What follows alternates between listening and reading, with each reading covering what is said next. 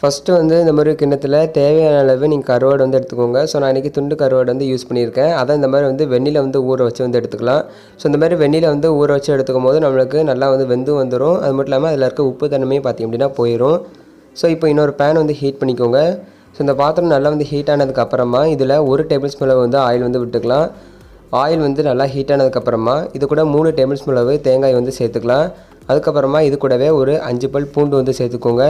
சேர்த்துட்டு இது கூடவே ஒரு 10 சின்ன வெங்காயமும் நம்ம வந்து ஆட் பண்ணிடலாம். ஸோ இது வந்து நம்ம மிக்ஸி ஜாரில் போட்டு அரைக்க தான் போகிறோம். ஸோ ஃபஸ்ட்டு அதுக்கு வந்து நம்ம மசாலா வந்து ரெடி பண்ணிக்கலாம்.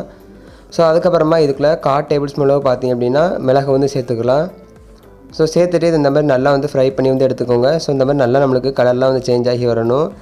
இப்போ இதை வந்துட்டு ஒரு ஓரமாக வச்சுட்டு நம்ம மிக்ஸி ஜாரில் நல்லா வந்து அரைச்சி எடுத்துக்கலாம். ஸோ இப்போ இன்னொரு பாத்திரம் ஹீட் பண்ணிக்கோங்க. அதில் ஒரு 5 டேபிள் ஸ்பூன் அளவு எண்ணெய் வந்து விட்டுக்கலாம். ஸோ ஆயில் வந்து நல்லா ஹீட் ஆனதுக்கப்புறமா இதில் 1 டேபிள் ஸ்பூன் அளவு கடுகு வந்து சேர்த்துக்கோங்க. கடுகு நல்லா பொரிஞ்சதுக்கப்புறமா நம்ம இது கூடவே கொஞ்சமாக கருவேப்பிலை வந்து சேர்த்துக்கலாம். ஸோ சேர்த்துட்டு இது கூடவே கொஞ்சமாக வந்து வெந்தயம் வந்து சேர்த்துக்கோங்க. ஸோ ஒரு 1/4 டேபிள் ஸ்பூன் வெந்தயம் சேர்த்தா போதும்.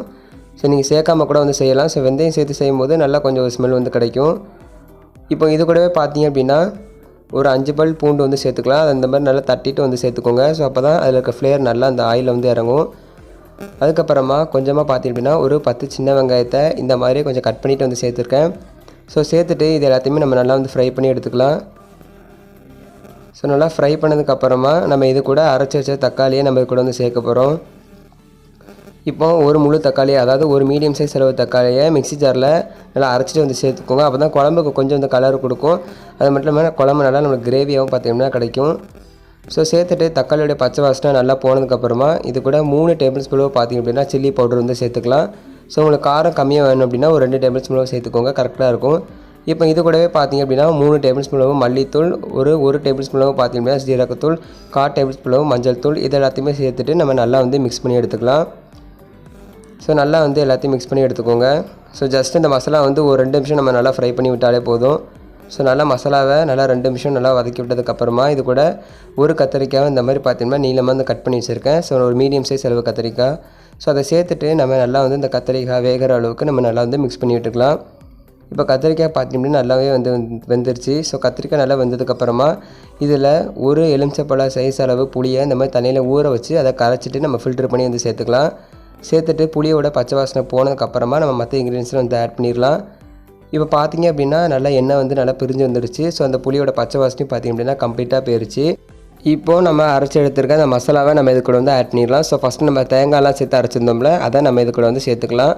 ஸோ சேர்த்துட்டு தேவையான அளவு தண்ணி விட்டு நல்லா வந்து மிக்ஸ் பண்ணிக்கோங்க. ஸோ இது நல்லா வந்து மசாலா வந்து காயட்டும். ஒரு 5 நிமிஷம் நல்லா வந்து குழம்பு வந்து கொதிக்க விடுங்க. இந்த மாதிரி கொதிச்சதுக்கப்புறமா நம்ம இது கூடவே ஃபஸ்ட்டு நம்ம எடுத்து வச்சிருந்தோம் அந்த கருவாடை, ஸோ அதை வந்து சேர்த்துக்கலாம். ஸோ நல்லா வந்து ஒரு 2-3 டைம்ஸ் நல்லா வாஷ் பண்ணிவிட்டு வந்து சேர்த்துக்கோங்க. ஸோ சேர்த்துட்டு ஜஸ்ட்டு ஒரு 2லேருந்து ஒரு 3 நிமிஷம் நம்ம நல்லா கொதிக்க வச்சாலே போதும். இப்போ தேவையான அளவு உப்பு வந்து சேர்த்துக்கலாம். கருவாடில் ஆல்ரெடி பார்த்திங்கன்னா கொஞ்சம் உப்பு இருக்கும். ஸோ இப்போ நம்ம இந்த வெந்நீர் போட்டு பண்ணனால அந்த கருவாடில் பார்த்திங்கன்னா உப்பு வந்து இருக்காது. ஸோ அதனால் கொஞ்சம் உப்பு வந்து சேர்த்துக்கோங்க. அவ்வளோதான் ஃப்ரெண்ட்ஸ், ரொம்பவே சூப்பராக டேஸ்ட்டான நம்ம இன்றைக்கி இந்த வீடியோவில் எப்படி வந்துட்டு கருவாட்டு குழம்பு செய்யலாம் சொல்லி பார்த்தோம். கன்ஃபார்ம் இந்த வீடியோ உங்கள் எல்லாத்துக்குமே பிடிச்சிருக்குன்னு நினைக்கிறேன். இந்த வீடியோ பிடிச்சிருந்துச்சுன்னா மறக்காமல் உங்கள் ஃப்ரெண்ட்ஸ் அண்ட் ஃபேமிலிக்கு ஷேர் பண்ணிடுங்க. மறக்காமல் நீங்கள் நம்ம சேனலை சப்ஸ்கிரைப் பண்ணிடுங்க. இது போல் வீடியோஸை மிஸ் பண்ணாமல் பாருங்கள். தேங்க்ஸ் ஃபார் வாட்சிங்.